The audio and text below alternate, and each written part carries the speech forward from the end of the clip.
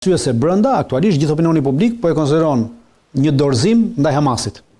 Brenda në Izrael. Brenda në Izrael. Prandaj them ka fitore të jashtme politike, po humbje të brendshme politike. Brenda në Izrael. Qytetarët e Izraelit e konsiderojnë gjitha mediat në Izrael, ato të shkruara dhe mediatike, kanë që 2 ditë që thonë këtë gjë, që Izraeli kapitulloi para Hamasit. Sepse mos harrojmë që shoqëria izraelite në të gjitha exit pollet e bëra ishte 82 deri 86% që të vazhdonte genocidi dhe të vazhdonte derisa të përzinin të gjithë palestinezët nga Gaza. Pra një shoqëri e tillë me mentalitet genocidial normalisht që çfarë lloj veprimi që do të bëjë qeveria, për çdo lloj marrëveshje do të bëjë qeveria me atë që ti këshon ta zhdukësh totalisht, atëherë do ta quash humbje. Dhe prandaj thash fitoi politikisht jashtë, po humbi politikisht brenda, nga ana politike. Vim te ti marrim para Ky Izraeli. Po jashtë mbaruan politikisht, jashtë dhe brenda. Vim te ana strategjike. Nga ana strategjike Izraeli nuk ka humbi strategjikisht në Gaza, për arsye sepse i kishte vënë vetes detyrë strategjike eliminimin e Hamasit. Dhe kjo nënshkrim i kësaj marrëveshje me Hamasin, jo vetëm që nuk e eliminoi Hamasin, por e legjitimoi fuqinë ushtarake të Hamasit kundrejt Izraelit. Kjo është e vërtetë. Pra, është një humbje strategjike në këtë aspekt, nga ana për Izraelin. Kurse vim te çështja operacionale. Në çështjet operacionale sërish kemi një humbje, por edhe një fitim, për arsye se Izraeli kishte probleme operacionale aktualisht. Pra e patëm diskutuar këtu që edhe ato territor cilin konsideronte se e kishte marrë në kontroll dhe e kishte pastruar nga Hamasi, sërish pati luftime, pati goditje dhe tregoi që nuk e mbante dot në kontroll territorin. Pra nga ana operacionale ishte shumë të vështirë të kontrollonte një territor për 149 km2 në një luftë guerrile urbane. Kurse nga ana taktike, Izraeli në këtë moment doli pjesërisht i fituar, po shumicën i humbur. Doli i fituar pjesërisht sepse nga ana taktike të gjitha forcat izraelite ishin arritur në një pikën e thyrjes. Pra kishte probleme. Forcat izraelite kishte probleme, njerëzit nuk pranonin, pra rezervistët nuk pranonin të paraqiteshin, njësitë të cilat nuk pranonin të ndërmerrnin veprime taktike në territorin e Gazës për arsye të rrethana, për arsye të pritave që Hamasi dhe të luftimeve që Hamasi zhvillonte, pra kishte mbritur në një pikë ta tillë që nga ana taktike i duhej një pushim. Po, e qartë. Dhe ky pushim i erdhi dhe e shfrytëzoi të për t'i dhënë këtë pushim forcave të tij dhe për t'i rigjeneruar ato sërish. Po, sepse i kishin probleme të mëdha. Pra, është me luftimet në Gaza në 2 vjet, është një nga ushtritë e cilat deklaron pra në faqen zyrtare të Ministrisë së Mbrojtjes të Izraelit, kush të dojë mund të hyjë dhe do të shohë atje ka një pikë ku thot për çështjet e luftës në Gaza, që flet për Gazën dhe ka deklaruar publikisht që deri më sot për këto 2 vjet luftime në Gaza ka 100.000 ushtarë me probleme psiqike. Për shkak të luftës në Gaza. Pra këta janë problem social, të cilët nuk mund të përdoren as për ushtarë, pa as për asnjë gjë tjetër. Dakor. Dhe kjo erdhi për shkak këtyre veprimeve taktike të Hamasit. Për këtë dhe organizatat e tjera që luftonin. Për këtë arsye i duhej ky pushim taktik.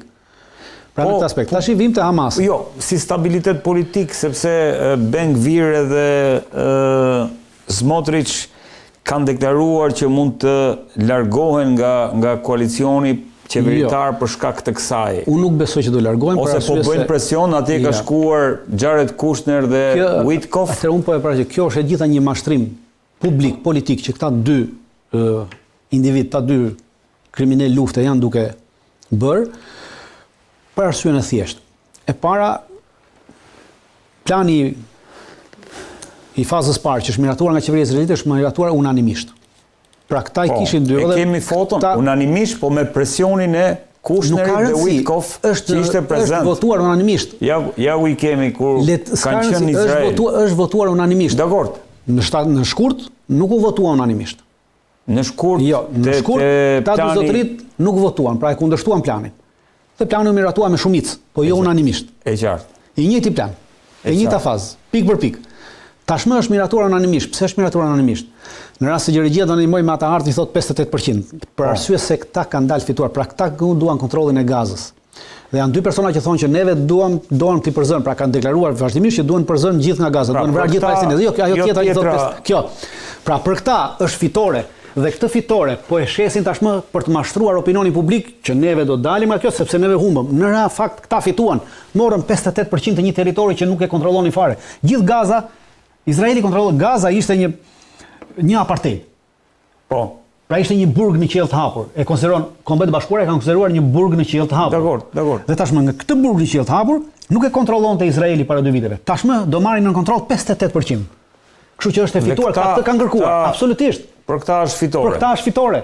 Prandaj për të kamufluar këtë fitore, tashmë ta thonë që ne do dalim, nuk do dalin nga kjo qeverisje. Në asnjë moment s'kan për dalë nga kjo qeverisje, sepse ata e kanë arritur një fitore. Dhe fitore më të madhe se kaq nuk kanë ku të arrijnë më.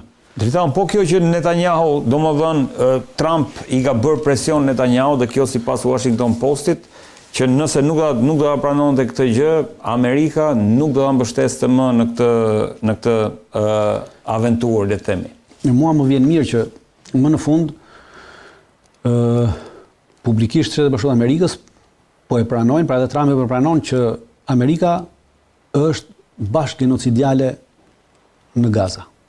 Pra gjithë çfarë genocidin Izraeli ka bërë me mbështetjen politike dhe ushtarake të Shtetet Bashkuara të Amerikës. Dhe tashmë më në fund kur presidenti i Amerikës thotë që ne nuk do të mbështesim më, do me thënë deri më sot, çfarëdo që ke bërë për shkakun tonë.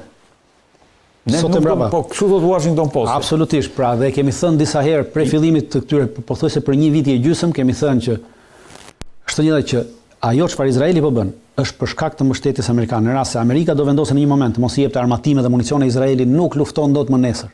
Dakor, një pyetje dhe kthehemi tek plani. Nëse Trump jemi tek kjo është faza e parë, apo jo?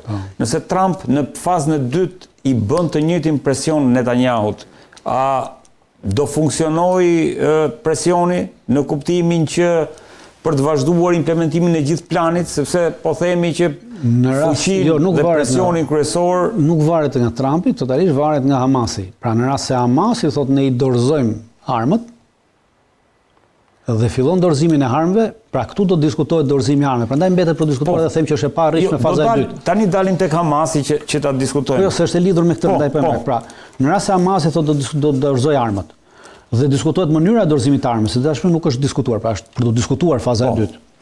Dhe arrit një marrëveshje për mënyrën e dorëzimit të armëve, atëherë po Trumpi do përdori të njëjtën presion ndaj Netanyahut, që Netanyahu të tërhiqet nga Gaza totalisht. Nëse Hamasi do pranojë çarmatosjen. Nëse Hamasi do pranojë çarmatosjen, dhe të gjitha format dhe mënyrat e çarmatosjes si ata kërkojnë ta bëjnë, pra sepse është një shikoni çarmatosja është vetëm një propozim. Pra është një ide për momentin.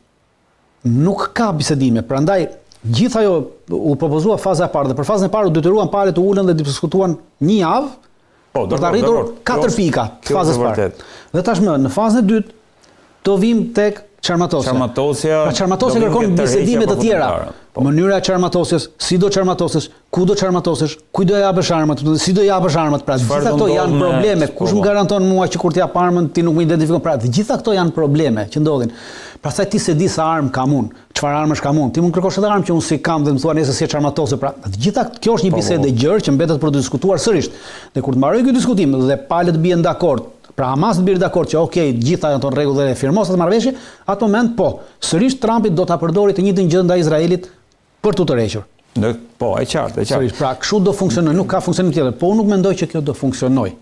Është e pamundur për të funksionuar. Dritan, Hamasi çfarë fitoi nga kjo, nga faza e parë e këtij? Faza pra, se diskutuam Izraelin, tash i themi Hamasin. Politikisht Hamasi fitoi brenda dhe jashtë. Fitoi politikisht jashtë për arsye sepse Hamasi arriti që çështjen Izrael, çështjen palestineze ta bëj problem ndërkombëtar, pra ta ndërkombëtarizojë në atë mënyrë që bota të preket nga ky ndërkombëtarizim dhe t'i bëj presion Izraelit derisa të pranojë çfarë do lloj marrëveshje. Pra të ndali genocidin. Dhe lufta e Hamasit arriti ta ndërkombëtarizonte problemin e Hamasit, e Palestinës, sepse deri më sot nuk ishte i ndërkombëtarizuar. Deri më sot çështja e Palestinës vari vetëm nga vendet arabe, pra ato diskutonin për Palestinën, ato flisin për Palestinën dhe nuk pyetej fare palestinezët. Tashmë vendimarrës për çështjen e Palestinës janë ata që luftojnë aty, pra Hamasi dhe grupet e tjera. Dhe politikisht fitoi brenda për arsye se Hamasi nuk mendon si vetëm. Pra kemi Hamasin dhe 2 organizata tjera që kanë luftuar. Për krah Hamasit, Xhihadi Islamik dhe një tjetër. Po i përkasin Xhihadi Islamik dhe është një tjetër. Po. Dhe një organizatë tjetër. Pra nuk e mori vetëm përsi për çështjen Hamasi, pra nuk është përfaqësues Hamasi i vetëm kësaj. Dhe Xhihadi Islamik ka më shumë aktivitet në bregun perëndimor se sa kanë Gaza. Edhe organizata tjetër ka më shumë aktivitet në bregun perëndimor se sa kanë Gaza. E qartë. Dhe arriti politikisht fitoi brenda sepse arriti të unifikoj brenda popullsisë palestineze që jeton në territoret e veta komplet fraksionet ushtarake të cilat deri më dje ishin të veçuara, pra i unifikoi në një qendrim. Po. Pra fitore jashtme, fitore brendshme, nga ana politike. Dhe e dyta, u arrit edhe një fitore e madhe Hamasi politikisht, pra arriti direkt që Shtetet Bashkuara të Amerikës ta njohin Hamasin dhe këto grupe që armatohet si interlokutor direkt për vendimarrjen në Gaza. Sepse ndryshe, pra mund ndodhte ndryshe, siç ka ndodhur deri më sot, që gjithnjë është marrë vesh Shtetet Bashkuara të Amerikës me vendet arabe dhe ata kanë vendosur çfarë është bërë. Nëse tash jo, u detyruar që sërish dhe presidenti i Amerikës disa herë shkruajti në atë Twitterin e tij që Hamasi e pranoi, dakord me Hamasin, pra sitat e Hamasi, pra domethënë Hamasi arriti në atë pikën që tashmë ti duhet flasësh me ata që luftojnë. Pra terreni është ai që vendos. Po, atë dhe këto janë fitore të mëdha politike të Hamasit, për brenda dhe jashtë. Në aspektin strategjik, Hamasi fitoi në aspektin strategjik për arsye se nuk arrit të eliminojë. Pra arriti të mbijetoi totalisht eliminimit që premtoi Izraeli t'i bënte. Dhe strategjikisht në këtë aspekt, ky ishte fitoria strategjike ushtarake nga Hamasit. Pra ti rezistosh një luftë 2 vjeçare, shkatërrimi dhe asgjësimi. Pra nuk arriti të asgjësonte Hamasin. Dhe jo vetëm nuk arriti të asgjësonte, por tash vim te ana operacionale. Nga ana operacionale arriti ta perfeksiononte Hamasin. Në këto 2 vjet, Hamasi është një nga organizatat paramilitare ushtarake, pra është organizatë politike ushtarake, është organizatë paramilitare dhe politike me një eksperiencë më të madhe se kushdo tjetër në luftën guerrile urbane. Dhe nga ana operacionale, mënyra se si ka vepruar dhe se si është organizuar, ajo ka fituar një eksperiencë tepër të madhe dhe një fuqi tepër të madhe. Pra ka fitore operacionale. Nga ana taktike sërish, Hamasi ka humbje, po ka edhe fitore. Ka humbje nga ana taktike për arsye se me gabimet e saj, për shkak të mungesës së eksperiencës të mëparshme, s'ka pasur ndonjëherë luftë të tillë, dhe s'ka bërë luftë të tillë. Udhëheqësit e saj kryesor që ishin ata që ishin ideatorët e kësaj lëvizje të Hamasit, e kësaj lufte me Izraelin, ata u eliminuan. Pra jaja sinuare të tjerët. Pra këto janë humbje taktike për Hamasin, cilat mund të konsiderohen në një moment caktuar edhe humbje strategjike për Hamasin, sepse ti kur humbet atë udhëheqësin dhe ideatorin e kësaj, se udhëheqësit janë me radhë, por ama ideatori është kryesori. Ata që kishin ideuar dhe që ishin vendimarrësit e kësaj pune, pra dhe këtu humbi taktikisht për shkak të disa gabimeve të vogla taktike që bëri, por që arriti të rikuperoi sërish më mbrapa, pra pas çdo gabimi ata nxorën mësime. Dhe pas çdo veprimi kemi parë që pas çdo gabimi të Hamasit, pas çdo goditje të Izraeli bënte Hamasit, Hamasi ndryshonte taktikën. Dhe kjo do të thënë përmirësim të veprimeve të tij taktike në terren. Dhe fakti që Hamas ishte prezent në të gjithë terrenin e Gazës për 149 km2 dhe Izraeli nuk kishte kapacitetin ta mbante të gjithë terrenin, pra ta kontrollonte të gjithë terrenin, pra kjo i jep atyre një përparësi taktike në aspekt me forcat izraelite. Dhe në këtë aspekt Hamasi doli më i fituar.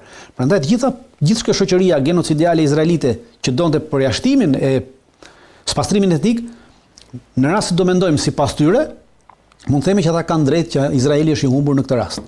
Dritan, nga pikpamja dhe themi e asaj që shpesh kemi diskutuar këtu.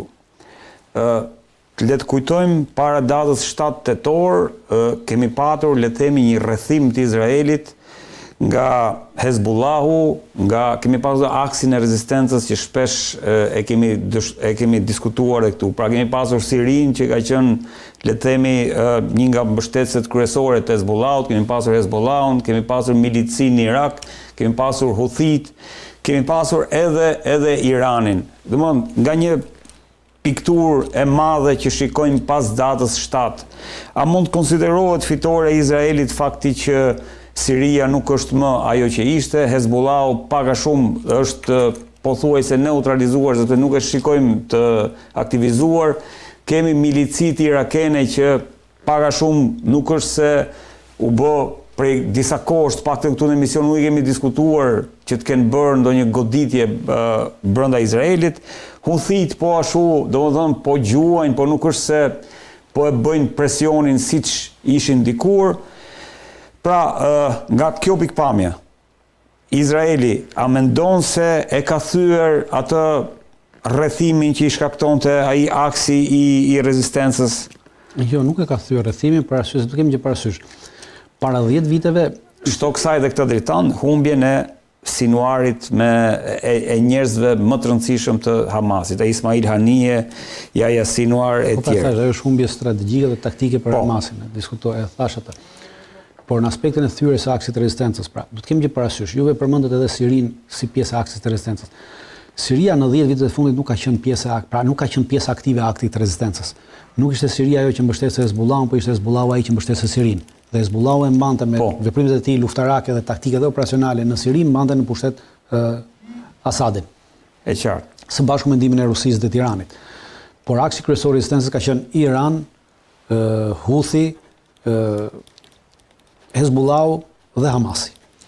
Edhe Hamasi futet tek po në 10 vitet e fundit, për arsye se në 10 vitet e fundit Hamasi ka lidhje me Iranin. Në 10 vitet e fundit ka lidhje me Iranin, pra ka pasur mbështetje nga Irani në aspektin taktik, teorik. Pra Irani i ka dhënë Hamasit dhe zyrtarëve të ndryshëm të Hamasit i ka përgatitur ata në anën teorike për një luftë. Dakor. Këtyre kapacitete, pra i ka trajnuar teorikisht. Luftarët e Hamasit. Dakor. Pra dhe Hamasi po thua është pjesë. Po, është pjesë e rezistencës përse këtij aksit të rezistencës për 10 viteve. Ndërsa Huthët nuk kanë ndonjë ndryshim në aspektin, nuk duhet parë veprimtaria e Huthëve në aspektin e dronëve dhe të raketave që ata lëshojnë kundrejt Izraelit. Edhe ato kanë bërë ndikimin e tyre për arsye se kanë ndikuar në ekonominë izraelite shumë keq. Kur Huthët lëshonin një dron ose një raketë, ndërpritej çdo lloj fluturimi në Izrael, pra ajo sillte vonesa, pagesa, dëme ekonomike që i vinin Izraelit, dëme politike të ndryshme në arenën ndërkombëtare, dobësi tregonte në arenën ndërkombëtare një dobësi të Izraelit që mbahej si shteti më i fortë, nuk i bënte dot ballë një droni të lëshuar nga Huthët. Por bllokada që Huthët i kanë bërë pjesë është bllokada detare që Huthët i kanë bërë Izraelit. Pra ata nuk kanë lejuar që anijet që çonin mallra, çfarë do lloj manë në drejtim të Izraelit të mos qarkullonin më në atë vend. Pra të mos kanë bërë një blokadë detare ndaj Izraelit dhe kjo ka sjell një dëm të madh ndaj Izraelit, qoftë nga ana ushtarake, sepse tashmë ndihmat ushtarake nuk mund t'i merrte më nëpërmjet anijeve, që i kishte më lehtë, po duhet t'i merrte nëpërmjet fluturimeve të avionëve. Edhe ato ishin të cënuara, pra jo gjatë gjithë kohës. Pra ka funksionuar totalisht presioni i Huthëve ndaj tyre. Pra ta kuptojmë në këtë aspekt, jo në aspektin e lëshimit të një rakete ose 2 raketave. Dakor. Pra nuk është në kuptimin e Bab el Mandelit, dakor. Kurse Hezbollahët kanë pasur një presion të madh, për një vit ata kanë bërë për gati një vit ata bën një luftë goxha të mirë me Izraelin, duke detyruar Izraelin të shpërndante forcat e tij. Po, dakor. Absolutisht. Kemi diskutuar edhe shkaktonte edhe dëme të mëdha ushtarake ndaj Izraelit sërish. Por tashmë aksi rezistencë nuk është thyer, pra funksionon akoma. Aksi rezistencë do thyet në momentin që Hamasi do të dorëzojë armat. Pra në momentin që Hamasi dorëzon armat, atëherë një nga këta 4 aktorë të aksit të rezistencës ka rënë. E qartë. Pra kjo është e gjitha. Në rast se Hamasi nuk dorëzon armët, pra qëndron armëve dhe qëndron qëndrimit të tij deri më tashmë që nuk i dorëzojnë, siç kanë thënë që armët nuk i dorëzojnë dhe duhet jemi pjesë e vendimarrjes për qeverisjen Gaza. Atëherë në rast se këta qëndron, do të thënë që ky aks rezistence nuk ka rënë dhe nuk është prishur.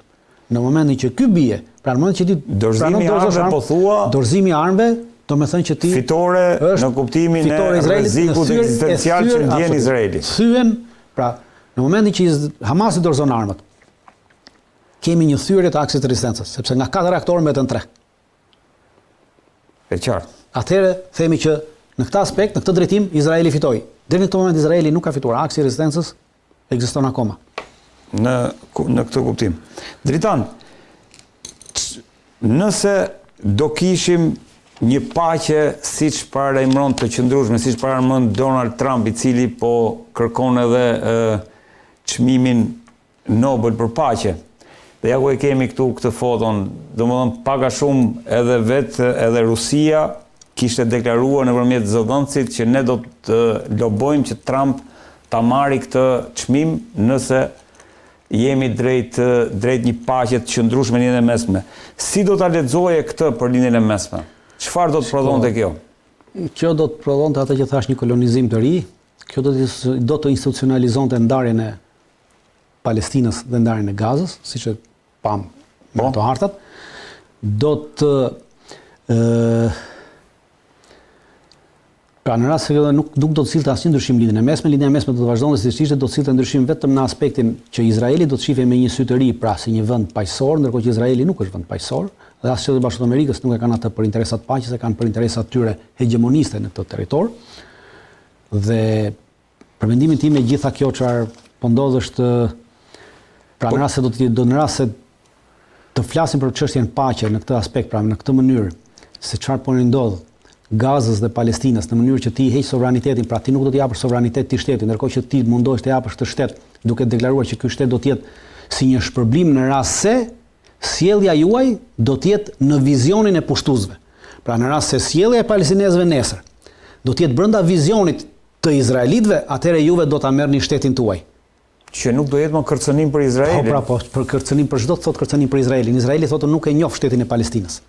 Pra kërcënimi do të thënë që shteti palestinë nuk do të ekzistojë. Pra kur ti të pranosh që ti mos të ekzistosh më si shtet, pra të ekzistosh në këto enklavat, të cilat nuk mund të përbëjnë shtet, atëherë ti je në vizionin e pushtuesit dhe kur ti je në vizionin e pushtuesit, atëherë unë ty do ta njoh shtetësinë, po pas një lloj sovraniteti. Dhe kjo mënyrë është tepër perverse. E para ti e barazon gjithë genocidin, pra Trumpi po mundohet ta është një perversitet asimetrik kur ti mundohesh të barazosh genocidin dhe ta barazosh genocidin me pengmarrjen. Pra ta bësh në një nivel genocidi dhe ta çosh te marrja e pengjeve. Pra është thjesht çështje pengjesh, genocidi. Dhe e dyta ajo çfarë është kryesorja është që ti heqësh dinjitetin këtyre njerëzve. Pra nuk ka më dinjitet. Ti je i varur totalisht tek ta.